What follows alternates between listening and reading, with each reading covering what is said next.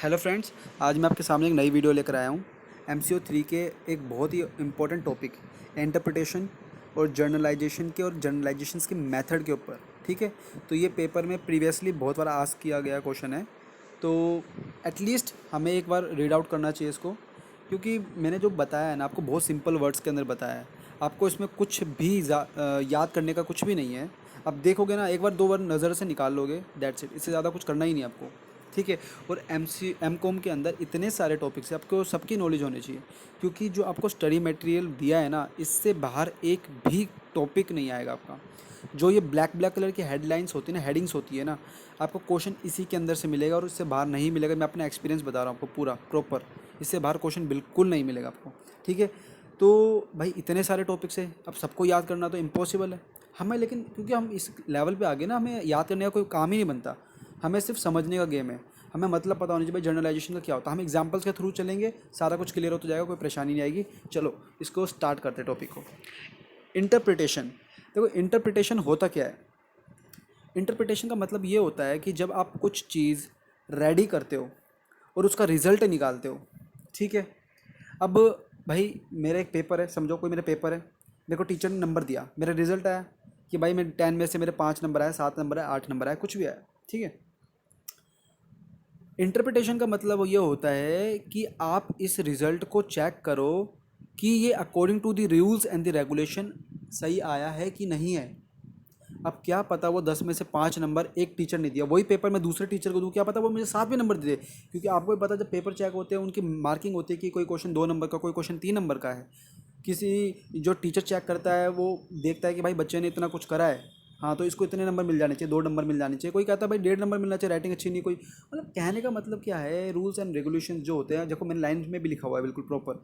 Interpretation is not a mechanical process, ये mechanical process नहीं है। It calls for a critical examination of the results of one analysis in the light of all limitations of the data gathering।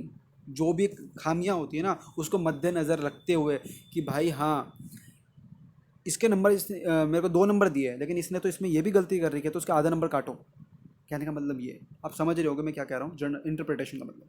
ठीक है, अब essentials of interpretation क्या होते हैं, देखो इसमें कुछ पॉइंट्स है, आपको जस्ट रीड आउट करना है, कोई ज़्यादा इंपॉर्टेंट नहीं है ये, बट फिर भी भाई इंटरप्रिटेशन पढ़ा रहा हूँ तो थोड़ा सा एक बार ये भी देख लोगे तो अच्छा रहेगा।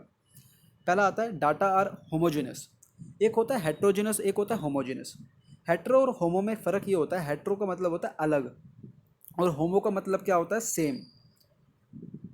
डाटा इसके अंदर सेम होना चाहिए। जैसे एक सपोज करो एक कॉलम है, उसके अंदर मेरे को अमाउंट लिखने हैं, मतलब रुपीज़ के अंदर अमाउंट लिखने हैं, लेकिन उसके अंदर मैंने क्या करा, मैंने वेट भी डाल दिया किसी का।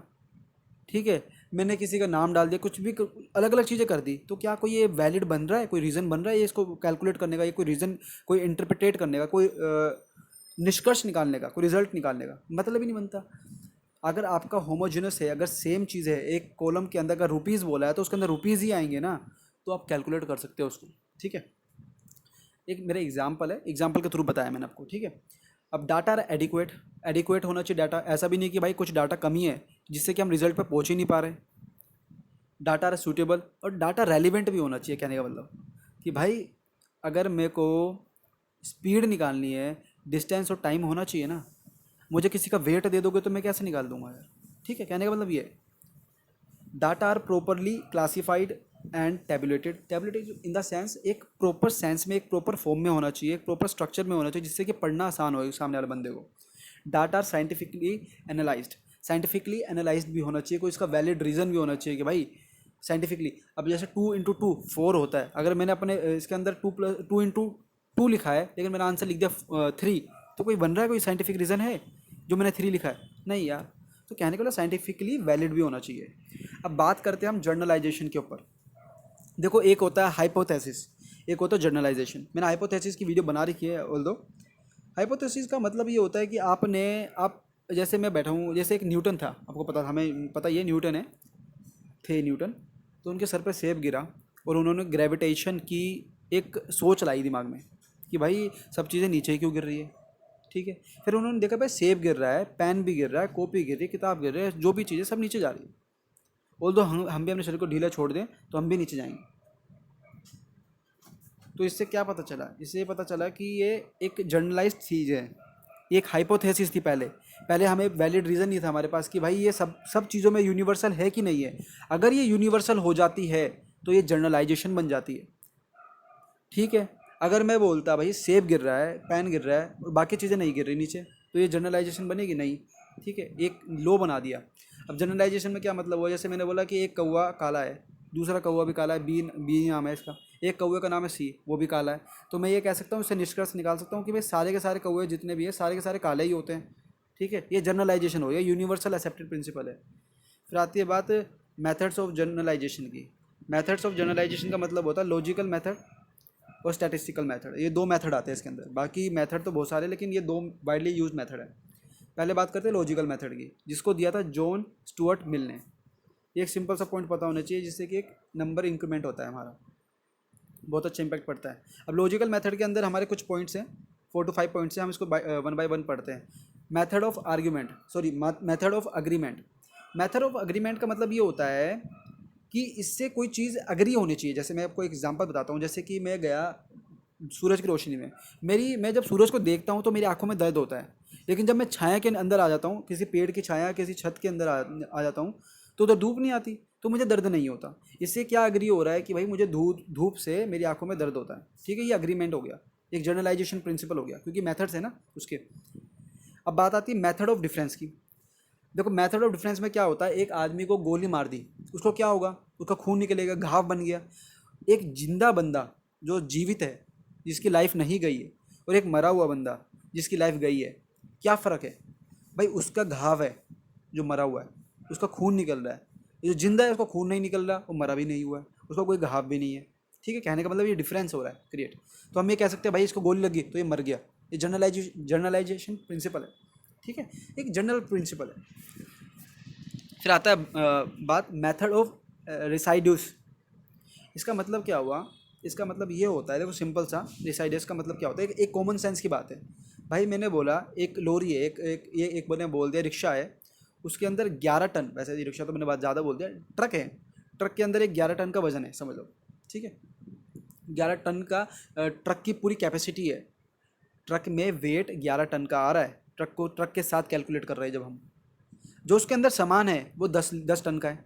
इसका मतलब क्या हुआ कि जो ट्रक का, सिर्फ ट्रक का वेट है वो 1 टन है। ये जनरलाइजेशन हो गया। ठीक है, ये रिसाइडस है, ये मेथड ऑफ रिसाइडस है, ये भी बहुत ईजी है। ठीक है, फिर आता है joint method of agreement and difference. ये इसमें देखो क्या है, अग्रीमेंट और डिफरेंस का क्या मतलब है। देखो एक मैंने छोटा सा एग्जांपल लिया है, A+B+C।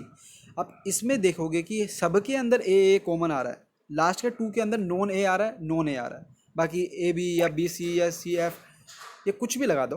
ठीक है, इससे क्या निकल रहा है, देखो फर्स्ट में क्या है, A+B+C क्या बन रहा है, प्रोड्यूस X।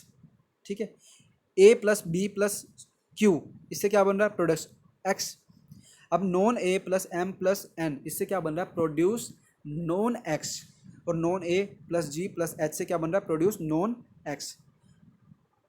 क्या हमें क्या दिख रहा है इसमें, सब में ए कॉमन दिख रहा है, लास्ट के 2 में नॉन ए दिख रहा है। जब जहाँ पर नॉन ए दिख रहा है उसके सामने क्या आ रहा है, प्रोड्यूस नॉन एक्स। कहने का मतलब ए और एक्स डायरेक्टली रिलेटेड हैं, औरों का मैटर नहीं बन रहा इसके अंदर। ठीक है, तो ये आ गया अपना अग्रीमेंट एंड डिफरेंस। फिर आता है कॉन्कोमिटेंट वेरिएशन।